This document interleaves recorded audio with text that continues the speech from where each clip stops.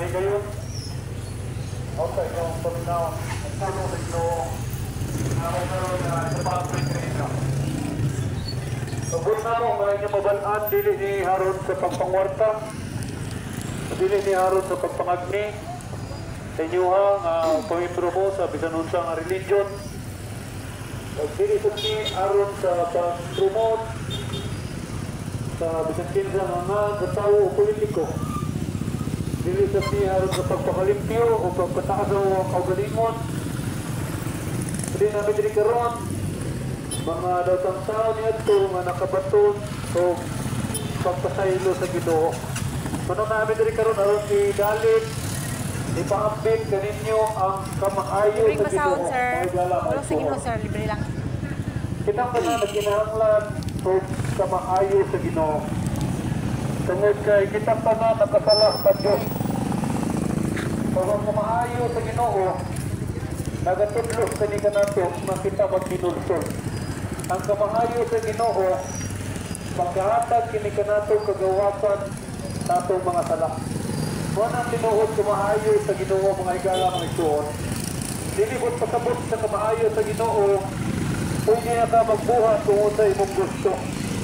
Ang kamaayo sa Ginoo, nagatudlo kini kanato sa pag-inulsol, sa pagbiya, sa pagpakasala.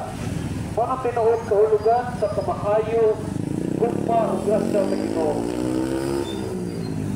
Manang namin diri karon aron ipa hapit pinumdum kaninyo ang mensahe sa Ginoo. Pag mo ang usa sa pinaka-importante niya nga mensahe alang kanatong tanan.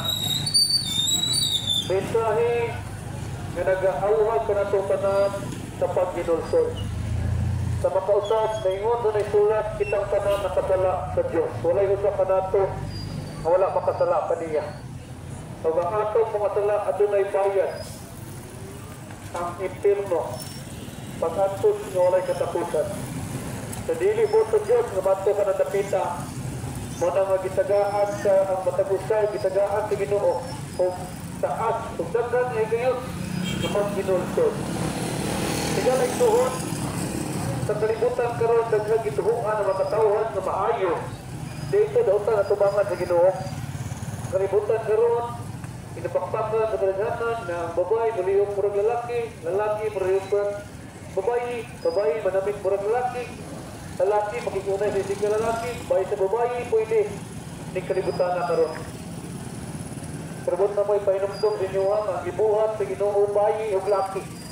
Wala siya magbuhat o binabayi. Igalay suon. So dagang pwede sa kalibutan, kaya ito daw ta natubangan sa Diyos. Sa kalibutan karon kung nakikwarta, pwede ka mag-bisyo, bug-bug, manugal, manigarilyo. Pero kanang mga buhata, walang ikaymutan sa Ginoo. Sa kalibutan karon kung nakaibuyab, pwede mo magduluganay, wapag mo na naminyo. Ang mga naminyo, nagapangabit, pwede silang buhatan sa kalibutan. Pero kung na mo ipaimaw, ipainomdom ninyohan ang mga buhata, wala ikaymutan sa balaan ng matarong at Diyos. Ang pagkikilawat o sa kabalaan o sagrado nga puluhatod para lamang sa mga minyo. O ang mga minyo, kinahanglan na isulat manunta o ikaw sa dahil ikasal ka nanumpa manunta ka kamatayon na magkabulat ninyo mag-asawa. Pero karon kung may mga pagtulay, may mga kaligdanan, magbulat ang mag-asawa. Pagkahuman, makikrelasyon ang iba. Pero igalag suon, nasayon ka sa kondisya na kamatayon rin magkapagbulat ninyo ha. Pero tungod kay nag-away mo, na hinungdan, nagbulat tayo mo. Libreng basahon, ma'am. Pero naroon na kayo bawa ninyo na kanang buhata, wala ni kayo muntan sa Ginoo. Mahimo, halos sa nang kanasuran, legal na ang divorce, remarriage. Pag itong kalibutan karon, hapit na po mahimong legal na pwede na magbulat ang mag-asawa, pagkaman mag-minyong iba. Pero po na mo ipabaw sa niya nga kanang buhata, wala ni kayo muntan sa Ginoo. Daghang gituhuan ng tao nga maayo. Siya ito daw ta natubangan sa Ginoo. Ayaw magpalito mga igala mga isuon. Nagingon ang pulong sa Diyos ang dili matarong, dili makapanunod dili harian sa langit. Na ay bayad ang sala igala isuon.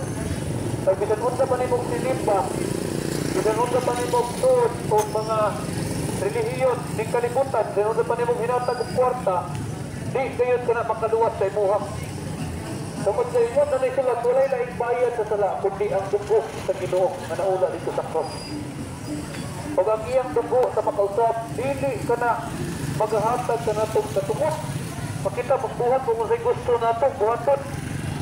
Wala man kahulugan ang kamatayon sa Ginoo na ang tao magkahuman, magbuhat sa ito yung gusto. Sa makausap, ang kamatayon ng Diyos, gahok ka na. Ang kamatayon ni Ginoong Kristo Jesus, gahok na makahatag o kagawasan sa tao sa iyang mga pagpakasala. Mga tinuod ng kahulugan na ang Ginoo namatay dito sa cross. Pero ang tao na mag-inulsar ang butukan niya, di na sila magkinabuhi para sila makaugalingong gusto, kundi para na sa Ginoo. Pero sadly karon daghan ang ingon Ginoo sila Ginoo, pero nagkinabuhi sa ilahang kaugalingong mga gusto. Sa makausap, amo ipabalo sa inyo, amo ipinumdog sa inyo na kung magbuhat ang mga itong gusto, labay ba ang buhat nga dili matarong atubangan sa Ginoo, kalaglagan sa impierno gaya na itong kapaingnan. Unang Korinto 9:9. Ang dili matarong, dili makapanunod sa gingharian sa Diyos. Kita pa mga tingin pag Diyos, mga imahe nga nailarawan nga binatag kamot sa tao. Kaya pa ito, tipindis ginakon. Gabing basaon, sir. Kita, tingin di ka lakaw. Unang Diyos ang kanasuran, bisan pa ang pagkahapon, pagkadalo. Bisan pa ang pagtupak sa pulong sa Diyos, bisan nabasahana o nadunggan, dili mo tuman. Bisan pa ang mga ulapon, mga malaway, mga makihilawaton, bisan pa ang mga nagapangapit, mga bisyoso, mga palahumok, mga sugarol, mga banilumtamon, ng isig katawo, nagapanglibak, nagasismis, nagbutang-butang, bisan pa ang mga kawatan, mga limbungan, mga kriminal, nagapangpulisya, mga durugista, mga mamamatay tao, nagingon ang pulo sa Ginoo nga nagbuhat sa mga butang, dili makapanunod sa gingharian sa langit. Mahimo diri sa kalibutan ni galay tuon nga makaiskapo ka o way matayod sa imong gibuhat nga krimen. Pero igalay tuon ang tanan dayag atubangan sa Diyos. Nakita sa Ginoo ang tanang gibuhat sa tao. Pero tungkol sa iyang kamaayo, nagahatag siya sa higayunan sa matag usa. Pwede kang patyon sa Ginoo sa diyan magbuhat ng dautan. Pero tungkol sa iyang kamaayo, siya nagapahilot aron ang taong dautan tagaan higayon nga mausap, nga magginulsol. Pero igalay tuon sa makausap, kung dili ka mapaubos sa Ginoo, kung magpadayon ka o pakasala sa makausap, na bayad ang sala, igalay tuon. Pag maingon ka nga may pagkatao kayo ka ni patay, kung ingon ang Ginoo nga kung di ka kapatay ko sa imong isig katao, sa imong isuon, sa imong silingat, sa imong ginikanan, dili isang kanya pagpatay luhon kay ang pagdumot sama sa sala ang pagpatay. Meron ka di ka may perdo kay di ka ripis, di ka priya ng nasa mga prisuhan ng mga ripis, mga nagpapulis siya. Meron ka di ka may perdo kay di ka priya nila. Kung ingon ang Ginoo, bisa di ka priya nila pero nagatanaw ka o mga malaw ay pornografiya o nagatanaw ka o babae, daw tanin mong Ginoo na babae, tanaw lalaki, ka-imagine, daw tanin tinguha. Ingon ang Ginoo nga ang maong batang sama na sa sala ng pagpanapaw, sunod sa unaw kasing-kasing, adultery at heart. So we are without excuse, mga igala, mga isuhon. Di ba niya pwede maingon na watay sala, tubangan sa Ginoo? Dahil kung may pagdumot ka na ng ilig na tao, nakasala ka sa Diyos, sama sa pagpatay. Ang pagdumot sama sa sala, ang pagpatay. Ang di ko na Ginoo, walay mamamatay tao na magkasulod sa gingharian sa langit. Pero sa makausap, higalay tunay, paglaog, may kadalit, ikahatag karoon kaninyong Ginoo. Kaya mo niya karong patay luon, kaya mo niya karong hatagan o bagkong kinabuhi. Ang imong kasing puno sa kalagot, sa lugod na naitabo sa una. Pero kung mutawag ka karoon sa Ginoo, higalay tuon, imong iampo ang nakapasakit nimo. Ang Ginoo iyang pagpuhon ang imong nahunat kasing-kasing. Iyang idluan, iyang kagugasan. Manay kahatag sa Ginoo, sa matag sa karoon din ko ninyo hinaot o nag-ampo, may ngawta. Inyo siyang dawaton. Kung sa mag-usap, di mo matungo sa mga palihog. Basta ang Biblia, kamay na itabok, karaming kalibutan na. Naanap niyo sa naghinapos ng mga adlaw, mga igala, mga isuon. Adool na ang pagabot sa Ginoo. Kung ang pagabot sa Ginoo, dili ang hayag, kundi tangit-ngit. Ang pagbalik sa Ginoo, dili pareha ni Adto. Na siya gilansang, gibinuangan, gilutat dito sa krus sa Kalbaryo. Dili sama ni Adto ang pagbalik sa Ginoo. Ang iyang pagbalik, siya sama sa palihog nga mupatay sa iyang mga kaaway. Mga ng adlaw sa Ginoo, igalag suot. Puno sa kalisdanan, puno sa kagunaanan, puno sa kasakit. Ang tanan sa kalibutan niyang pagkatulayon. Manatay na yung agumang ang kalisdanan, pinagatuig lang nilabay tungkol sa sakit, hingyan lang nag-COVID. Nakabaw niya mas grabe mga higala, mga isuot. Mabuto niya ang panahon nga ang imong utang kapinduan sa utang adlaw, utang na lang po sa kananan. Na ay mga kalisdanan nga moabot, mga higala, ano mga may kiunan. Libreng basahon, Ang ma'am. gusto sa mga kwartahan, sa tipong kalimutan, ay ilang gusto na ilang kontrolor ang tao. Ang ilang gusto, kuhaan nila ang tao, pamatyo nila ang tao.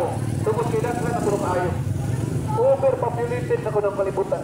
Mga mga tao, ilang ginapamatay, ilang ginapanghiluhan, pinaagi sa pangbutang, sa itong mga tubig, o mga pagkaon, o mga makadaot, pinaagi sa pagbumpa sa hangin, o mga makadaot, pinaagi sa usang kabutang, nag-experimentuhan ang tao, pinaagi sa tuslok sa imong bukso, di galag suot. Nasayod ka, kung sa'yo mong ipamati, sa niyang nagpabaksin ka. Nasayod ka, sa'yo ipamati, sa imong silingan, kung sa'yo mo ang pamilya, sa niyang nagbaksin sila. Kung sana sa pamaagi, sa kaaway, haron pumatyo ng mga tao, hindi kalibutan. Mari gusto ni sa tanas, pamatyo ang mga tao. Mga yung katuyuan, yan di siya haron sa pagpatay, sa pagpanawat, sa paglaglag. Gusto niyang mamumot ang tao sa palaglagan. Pero ang Ginoo ni hindi siya haron, bikas kinsa mga bahiyong tulog, kung mutuwa na niya ang magkabantun ng kinabuhing walay katapusan. Mga naibot sa Diyos nga itong mabatunan. Kung mga nagkaroon among ikadalit ka ninyo, mga naigalaan ang makisunan. Kung kamo doon ay pag-inulsol, ni hinumdumi, si Ginoong Jesucristo na watay dito sa krus sa Kalbaryo. Aron ng imog ako mga sala, mapasaylo. Pero sa makausap, ang kapasayloan sa sala, wala ka na maghulugan o wala ka na maghatag ka na itong tagawasan na magpadayon ka sa pagbuhat. Bukod na itong gustong buhaton. Ang Ginoo namatay sa krus para kita nga magtuho sa niya di na basahon. para sa itong Tulong sa Ginoo. May mga ginabuhi na para niya na namatay para natuha. Ikaw ito, dili iko, may inulog na nito sa Ginoo. Ikaw na Ginoo, the day of judgment ng mga tao na nag-ikot na natuho niya, pero impirto. Ma'am, mga taglamig, basahon pulong sa Hindi Ginoo. ko na ginamilit ng mga tao na pinagtaksyon na mga mga pinagkarihan na lang. Bless. Pagkanto ng mga tao na nagtupad at nabubutol ng Diyos. Ikaw ito, ikaw na sa Diyos sa galingon. Kung insang nabubutol, nag-iimong ginasunod, nabubutol sa Ginoo, o imong kaugalingong gusto, ikaw ito mo. Libreng basahon, ma'am. Ikaw mismo ang tayo ng imong kaugalingong. Ang wag agad ikaw ito, dili makaluwas sa imong kwarta, imong pagsinimba. Ingon si Jesus, sa day of judgment, mga hinimba ang may pirno. Matthew chapter 7, verse 21 to 23. Not anyone that saith unto me, Lord, Lord, shall enter to the kingdom of heaven. Pinikanta sa pagkukum, daghang mangingon, Lord, nagbuhat ng maayo, nanimba may madominggo. Pero ingon ang Ginoo kanila, wala ko kaila sa inyo ha. Pahawa ko ng mga tubangan, magbubuhat ng pagkadautan. So itas nga, materi ka nagtuon, isang kapila pa kamay mo, nakailaw nito sa Ginoo. Ang binuod ng pangutanag na ilhan baka niya. Ay mismo ang Diyos na gayon, wala siya makaila sa mga tao na nagpadayon sa pagpakasala. Ang ila sa Ginoo, kadtong mga tao na nagkahatlok kaya, kadtong mga tao na nagpagpaubos, kaya ang pulong. Pero mga mapaitas po, ikaw wala ka mahiling sa Diyos. Ma'am, libreng basahon Kung po. wala ka mahiling sa Diyos, sigurado ikaw ito, nag-atlaw sa pag-hukom. Iiyak ang hukman sa eksperto. Pero sa magkausap, hindi pa wala yung tanan. Naapa sa ikatag sa mga kaluwasan. Karoon ang atlaw sa kaluwasan. ayaw maabot ang ugma ikalisod, ugma way kasiguraduhan. Ang kamatayon maabot kayo sa itong kinabuhi. Wala sa'yo pananghiray. Basta matayo sa taknaw sa oras kung saan siya maabot. Kaya maabot siya, hindi na pwede mo maliban. Ang sa makausap, hindi ka umanan sa kamatay. Mga tubang sa ninyo sa Ginoo. Hukman sa ninyo sa Diyos, sumala, pinaagi sa mga pinuhatan. Huwag ang imong ispilahan, imong kadunahan, ang imong religion, dili kayo ka na makahatag sa luwang kanimong kaluwasan. Tungkol mo sa may sulat, walay lain na nga, nagibada ang Diyos Amahan, na makahatag sa ng pagkaluwasan, kundi ang mahal niyang buntong anak na si Ginoong Kristo Jesus. Siya nga ang naginusarang nagipadala sa Diyos Amahan na makahatag ka ng kaluwasan. Ha?